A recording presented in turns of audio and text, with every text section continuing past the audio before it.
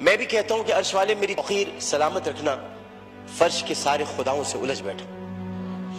میں صرف اتنا بتانا چاہتا ہوں کہ بہت پہلے کی بات ہے، اب وہاں پر جبل عمر ہے، اور جبل عمر پر وہاں اب ایک ہوٹل تعمیر ہو رہا ہے، سعودی عرب کا وہ علاقہ ہے۔ ایک آدمی رسول کریم صلی اللہ علیہ وآلہ وسلم کے پاس آیا، اس نے آ کر کہا کہ یا رسول اللہ مجھ سے بہت بڑا گناہ ہو گیا۔ تو آپ نے فرمایا کب ہوا؟ لیکن اسلام لانے سے قبل ہوا۔ آپ نے فرمایا کہ ٹھیک ہے، اب تم اسلام لے آئے ہو، تمہارے سارے گناہ اللہ نے معاف کر دیے۔ اس نے کہا میری بات سن لیجئے رسول اللہ، میں آپ سے بات کرنا چاہتا ہوں، اپنے دل کا بوجھ ہلکا کرنا چاہتا ہوں۔ آپ نے کہا کہو تم کیا کہنا چاہتے ہو؟ اس نے کہا یا رسول اللہ میری ایک بچی تھی، میری ایک بچی تھی، اور میں اس بچی کو جب وہ 5 سال کی ہوئی تو میں اس بچی کو کہا میں چلو تمہیں جنگل لے کے چلتا ہوں، اور میں اس کو لے کر چلا۔ جناب اسپیکر توجہ چاہوں گا، میں اس کو جنگل لے کر چلا۔ اب میں اس لیے لے کر چلا کیونکہ میری عزت پر حرف آ رہا تھا کہ میرے گھر بچی کیوں پیدا ہوئی۔ نبی کریم بہت غور سے سن رہے تھے، صحیح بخاری اور صحیح مسلم میں اس حدیث کو بیان کیا، ترمذی شریف میں بہت تفصیل کے ساتھ۔ تو انہوں نے بہت توجہ سے سنا اور کہنے لگا میں جنگل میں لے کے گیا، پھر میں نے ایک گڑھا کھودا۔ گڑھا کھودنے کے بعد میں نے بچی سے کہا اس میں لیٹ جاؤ۔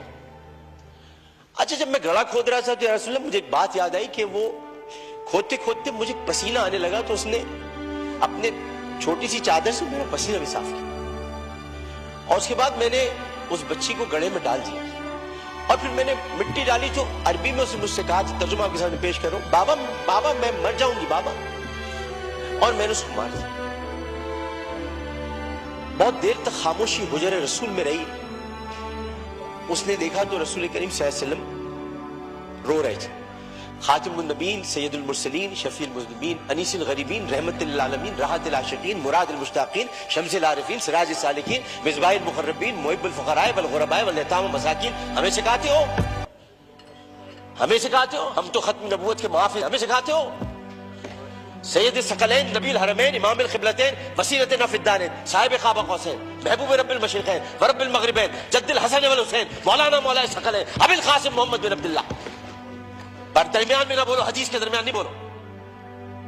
اس کے بعد نبی کریم صلی اللہ علیہ وسلم نے یہ کیا کہ ان کے زار و قطار آنسو بہنے لگے، اور انہوں نے کہا کہ قسم اس پروردگار کی جس کے قبضے میں محمد کی جان ہے صلی اللہ علیہ وسلم، اگر تو اسلام نہ لاتا تو میں تجھے سر عام سب کے سامنے تیری گردن اڑاتا۔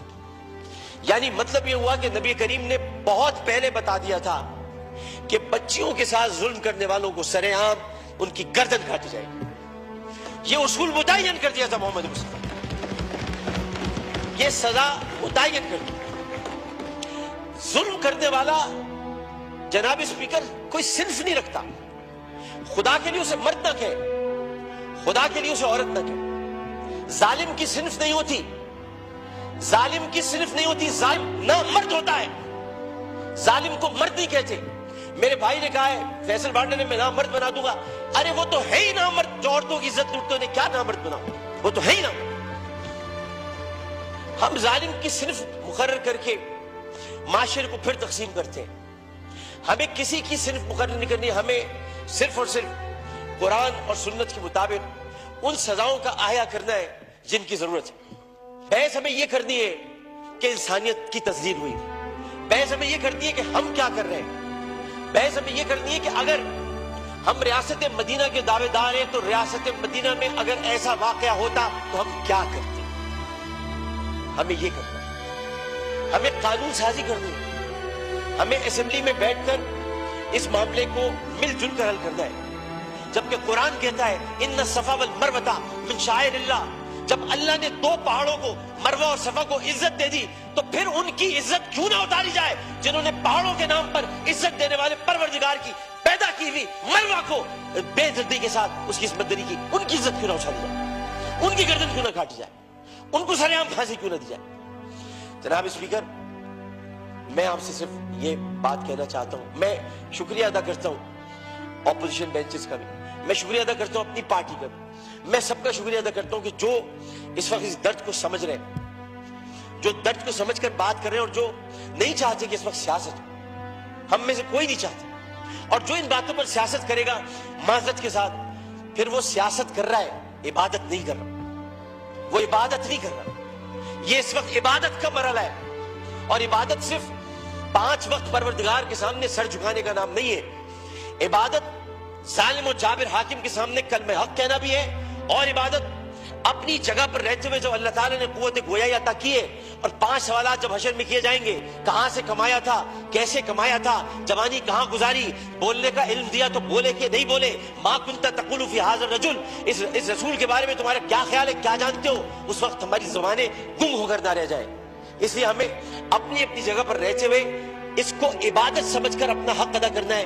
میں اتنا کہنا چاہوں گا آخر میں, جناب اسپیکر, میں اس ایوان سے ہاتھ جوڑ کر مطالبہ کرتا ہوں, بحیثیت ان کا ساتھی, بحیثیت رکن قومی اسمبلی, انہی کا ساتھی, انہی کا بھائیوں, اپنی بہنوں کا بھائیوں, اپنے جب ہمارے اپوزیشن والے ان کی بہنوں کا بھائیوں, صرف اتنا کہنا چاہتا ہوں کہ اس اسمبلی میں ہم پتہ نہیں کب رہے, کب تک رہے, کیا رہے, ہمیں نہیں پتا, لیکن ہم جتنے دن بھی رہے, یہ اسمبلی ایک تاریخ بن جائے کہ ہم نے, یہ اسمبلی نے قرارداد منظور کی تھی اور بل بنایا تھا کہ بچیوں کو میں ہر قتل کی بات ہے, بچیوں کی عصمت دری کرنے والوں کو سزائے موت دی جائے. شکریہ جناب.